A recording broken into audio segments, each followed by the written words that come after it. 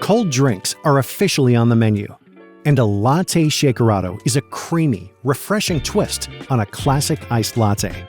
As with any coffee style, always use freshly roasted beans, which is essential for getting the full flavor potential. Select Latte Shakerato from the drinks menu. You'll see a handy recipe card that displays the recommended ingredients. After grinding, insert your portafilter into the group head. Using a Breville Cocktail Shaker is an ideal way to make a Latte Shakerato. However, if you don't have one, start with a normal glass, placing it under the portafilter. Brew a double shot of espresso and wait for extraction to complete. If you're using a separate shaker, now is the time to transfer your espresso. Next, fill the shaker 3/4 full with ice. Add 3 ounces of fresh milk, 1/3 of an ounce of sugar syrup, and a pinch of salt.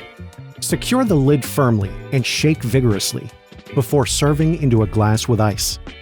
Now, all you need to do is enjoy. Experience cafe-quality cold drinks made easy with Breville.